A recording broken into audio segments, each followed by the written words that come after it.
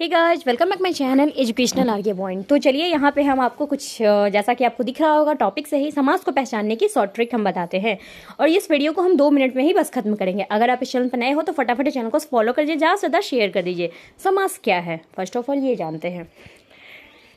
समास दो शब्दों के सम एवं आसपास के यानी कि दो शब्दों से जो मिलकर एक वर्ड बनता है उसे हम क्या कहते हैं, समास कहते हैं। और समास का एक छोटा सा क्वेश्चन आपसे ये पूछा जाता है कि संक्षिप्त समास किसे कहते हैं, तो संक्षिप्त वर्ड को हम क्या कहते हैं, तो समास कहते हैं। दो या दो से अधिक शब्दों से मिलकर सार्थक शब्द बनाया जाता है उसे हम समास कहते हैं। पहला पूर्व पद तथा दूसरा उत्तर पद कहलाता है, यानी कि सूर्यपुत्र, इसमें सूर्य पूर्व पद है और पुत्र क्या है, उत्तर पद है। समास विग्रह किसे कहते हैं, समास पद के सभी पदों को अलग अलग करने की प्रक्रिया यानी प्रोसेस को क्या कहते हैं, तो समास कहते हैं। सूर्यपुत्र यानी कि सूर्य का पुत्र।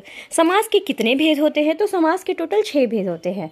ये हम आपको बहुत ही बड़े विस्तार से बताए हूँ, तो आप उस क्लास को देख सकते हैं, लिंक मैं नीचे डिस्क्रिप्शन में डाल दूंगी।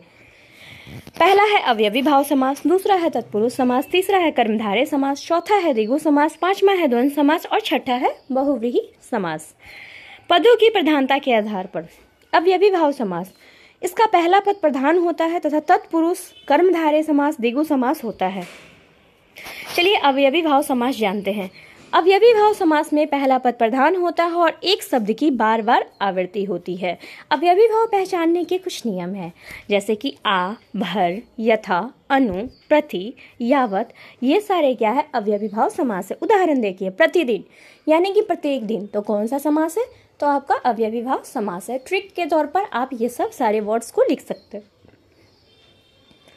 तत्पुरुष समास, जिस समास के दोनों पद के बीच कारक चिन्ह हो, ने, के, से, के का, को लिए, ये जितने भी आपको होते हैं और छुपा हुआ हो, लुप्त हो, ये आपको दिखेगा नहीं, तो ऐसे समास को हम क्या कहते हैं, तत्पुरुष समास कहते हैं। इसके पहचानने के नियम, सूर्यपुत्र यानी कि सूर्य का पुत्र का है इसमें, तो ये कौन सा समास हुआ, तो तत्पुरुष समास हुआ। अब हम आते हैं थर्ड नंबर, कर्मधारय समास।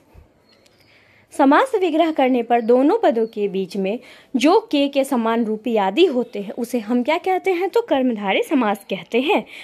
प्राणों के समान प्रिय यानी कि प्राण प्रिय, ठीक है।